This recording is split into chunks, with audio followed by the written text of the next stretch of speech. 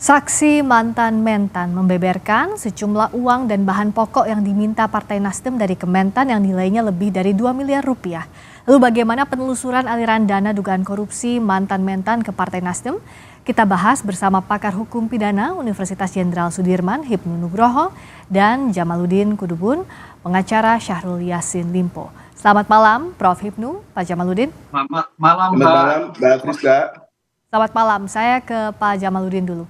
Saksi saat sidang menyebutkan membongkar adanya aliran dana ke parpol. Respons dari klien Anda seperti apa? Membenarkankah hasil kesaksian itu?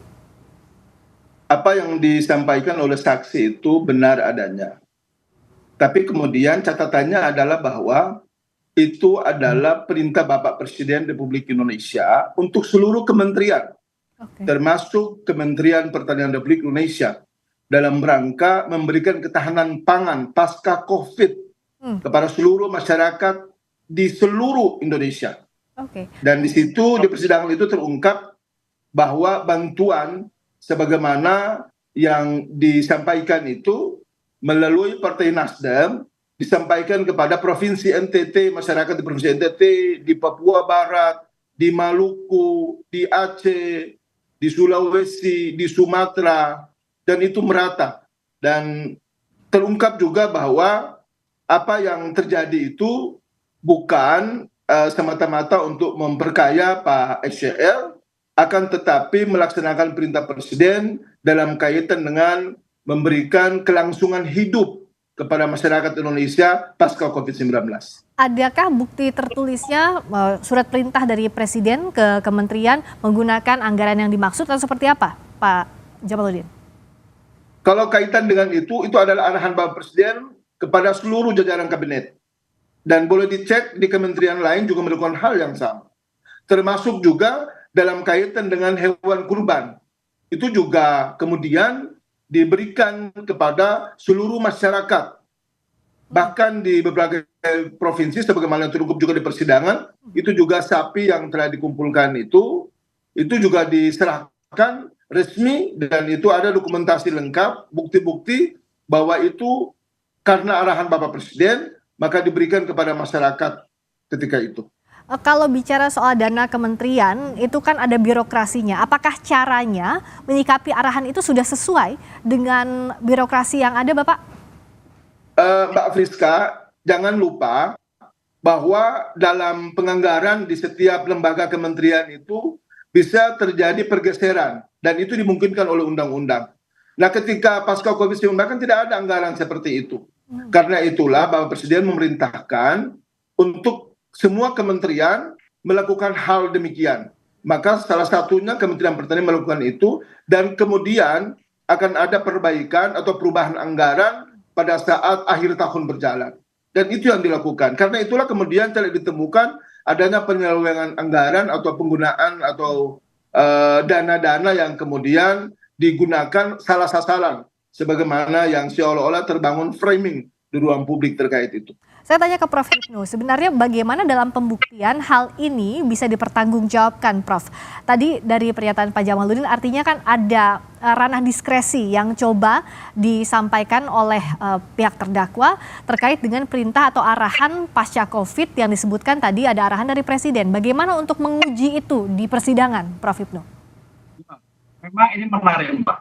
Mencoba kalau bisa dilakukan itu Pak Jamaluddin menghadirkan Presiden, itu luar biasa.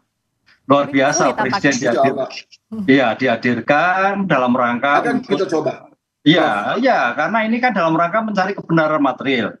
Dalam situasi COVID, dalam situasi anggaran tidak ada, ya, apakah kebijakan yang dilakukan itu betul atau tidak? Kan gitu pertanyaan gitu. Karena dalam suatu menteri, dalam konteks keuangan itu adalah kuasa pengguna anggaran.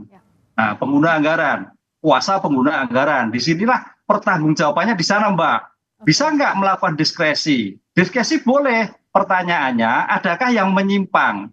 Adakah yang digunakan untuk tindakan-tindakan yang lain mengalir pada suatu pos-pos yang tidak peruntukannya? Ini yang jadi masalah kan seperti itu. Jadi kalau toh seandainya itu adalah anggaran itu digunakan untuk kepentingan masyarakat dalam arti masyarakat luas situasi yang dibutuhkan, itu nggak masalah. Pertanyaannya Pak Jamaludin ini mengalir pada kelompok-kelompok tertentu. Ini yang jadi masalah kan seperti itu. Apakah ini dimungkinkan? Kan gitu kan.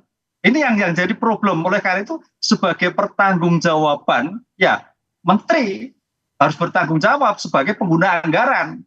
Tapi pertanyaannya bagaimana hubungan menteri dengan presiden?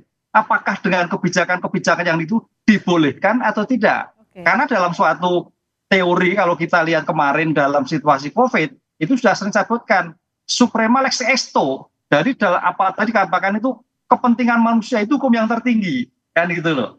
Tapi, nah ini tapi, kaidah penggunaan anggaran harus tepat sesuai dengan sebaran anggaran yang dilakukan oleh Kementerian Keuangan. Ini yang tampaknya agak sedikit melenceng gitu, Mbak. Oke, nah untuk kaidah penggunaan anggaran yang diduga melenceng ini seperti apa jawabannya Pak Jamaludin?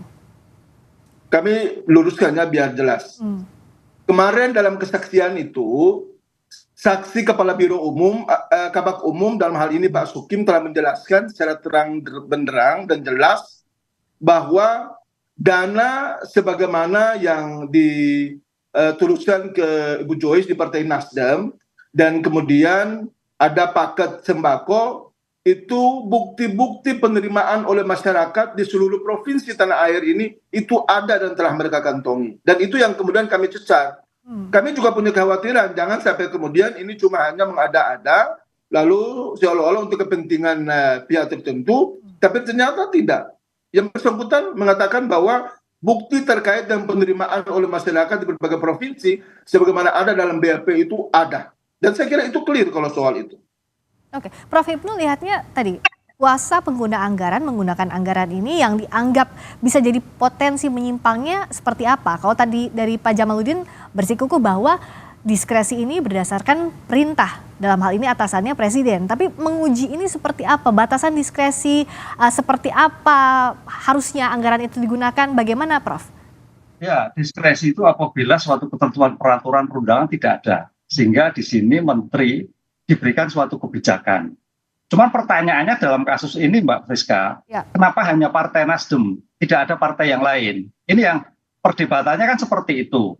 Sehingga ada suatu pemikiran-pemikiran yang lain itu Pak Jamal, oh ini jangan-jangan larinya ke sana karena dari Partai X, kenapa partai yang lain tidak ada? Lah, disitulah saya kira suatu ketentuan diskresi yang tidak kolaboratif dengan kementerian yang lain.